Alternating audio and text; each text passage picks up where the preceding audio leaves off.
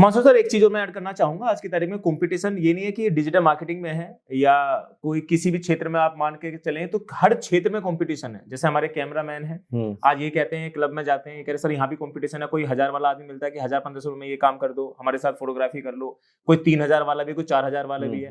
लेकिन आपको नहीं लगता कि कंपटीशन जब इतना बढ़ेगा तो लोगों को मार्केटिंग करने में मुश्किलें उनकी भी बढ़ेगी? जी जी जी, इसमें ना लोगों को ये समझना होगा, देखो हर जगह कंपटीशन है और आज की डेट में 3 कैटेगरी की ऑडियंस है मार्केट में। इंडिया में 3 कैटेगरी की ऑडियंस को आप समझो। पहली कैटेगरी क्या है, वो है प्राइस सेंसिटिव ऑडियंस। हर ऑडियंस एक जैसी नहीं है। अभी जैसे कैमरामैन बोल रहे थे कि लोग ना बोलते हैं कि सस्ते में काम कर दो, सस्ते में काम कर दो, हमें अपनी क्वालिटी गिरानी पड़ती है। वो ऑडियंस है price sensitive audience. Price sensitive audience का मतलब क्या है, उनको सस्ते में बढ़िया काम चाहिए जी, उन्हें पैसा खर्चा करना नहीं है जी, और क्वालिटी चाहिए, फुल मजा उनको पूरा चाहिए। करेक्ट, ठीक है। दूसरी जो कैटेगरी होती है वो होती है वैल्यू सेंसिटिव जी, जिनको पैसा खर्च कर देंगे उनको वैल्यू चाहिए जी, राइट। जैसे कि फॉर एग्जांपल अगर मैं आपको बोलूं कि अगर आप एक खोके पे खड़े होकर चाय पियेंगे तो वो चाय 10 रुपए की मिलेगी। करेक्ट। बट अगर हाईवे पे जाते हैं आप जी, और वही आप एक रेस्टोरेंट में बैठ जाएं जी, पंखा चल रहा है जी, चेयर पे बैठे हैं, बट आपको वो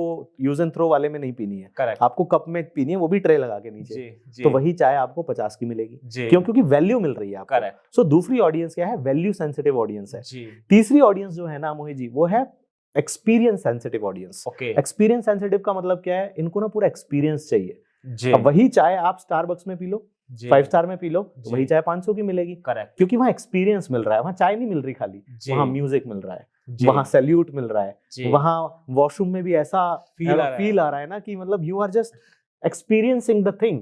तो आपकी प्राइस गलत नहीं है, आपकी टारगेटिंग गलत है। आप गलत ऑडियंस को टारगेट कर रहे हो। अगर आप अपने किसी भी प्रोडक्ट को हाई प्राइस पे देना चाहते हो तो आप ऐसी ऑडियंस को टारगेट करें जो वैल्यू सेंसिटिव है या फिर एक्सपीरियंस सेंसिटिव है। और अगर आपको विश्वास है कि मेरे अंदर क्वालिटी देने की दम है, क्षमता है, तो आप ऐसी ऑडियंस को टारगेट कीजिए। तो आप गलत ऑडियंस को टारगेट कर रहे हैं। कई बार लोग बोलते हैं सर कंपटीशन है, मैं नया कोच बन रहा हूं या मैं नया पब्लिक स्पीकर बन रहा हूं, मार्केट में तो एक से एक बड़े कोच हैं, मार्केट में तो एक से एक बड़े पब्लिक स्पीकर हैं, मेरे को कौन सुनेगा। मैं उन लोगों से पूछना चाहता हूं, आप मुझे बताइए आपके शहर में सबसे अच्छा सैलून कौन सा है?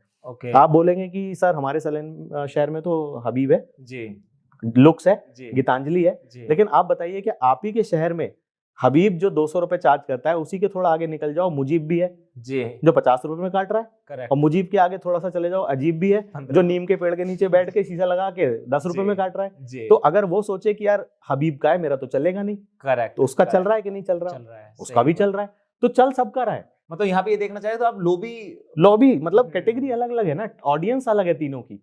ओके, आप देखो ना, मैं दूसरा एग्जांपल देता हूँ। आपके शहर का सबसे अच्छा हॉस्पिटल कौन सा है? जी, यशोदा आता है। यशोदा आता है जी, सबसे बढ़िया हॉस्पिटल है। फोर्टिस आ गया, अपोलो आ गया। लेकिन आप ही के शहर में एक पहलवान हड्डी वाला भी है, उसका भी चल रहा है।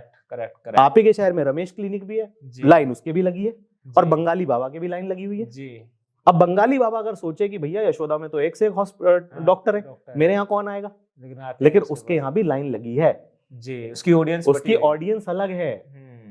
तो आप अगर बिगिनर कोच हैं तो आपकी ऑडियंस अलग है। ओके, और जो अपनी ऑडियंस को कैसे हम कनेक्ट करें कि ये वाली ऑडियंस मेरी है, तो वो भाई देखो सिंपल सीधी बात है जी। जो भी लोग अब आप ट्यूशन पढ़ाते थे बचपन में, 8वीं 9वीं 10वीं क्लास में सबने ट्यूशन पढ़ाए होंगे। ओके, तो आप किसे ट्यूशन पढ़ाते थे? जो आपसे आगे था या जो आपसे पीछे था? आपसे पीछे था। मतलब अगर आप 10th क्लास भी फेल है तो भी आप 8वीं 7वीं को ट्यूशन पढ़ा देते थे। करेक्ट। तो जो भी आपसे एक कदम पीछे है वो हर कोई आपकी ऑडियंस है। ओके, बड़ी प्यारी बात आपने कही सर। ये तो मतलब जो भी आपसे एक लेवल पीछे है, आप मैं तो कह रहा हूँ 10th क्लास फेल हो, सही। और किसी भी इंडस्ट्री की बात है, लेकिन दुनिया में ऐसे भी तो लोग हैं ना जो 9वीं तक भी नहीं है अभी। सही बात है। आप बोल रहे हो जी ये तो हर कोई जानता है, मैं कह रहा हूँ आप बोल रहे हो ABCD सिखा रहा हूँ मैं, ABCD हर कोई जानता है। नर्सरी का बच्चा जानता है ABCD, वो आपकी ऑडियंस है जी। जो नहीं जानता ना वो आपकी ऑडियंस है। सीधी बात है। अब आप मुझे बताओ, अगर आपको वो ट्रेनिंग लेनी है, मान लीजिए टोनी रॉबिन्स से, ओके, टोनी रॉबिन्स 50,000 रुपए चार्ज कर रहा है 2 घंटे के ऑनलाइन सेशन के, क्या वो आपकी ऑडियंस अफोर्ड कर सकती है?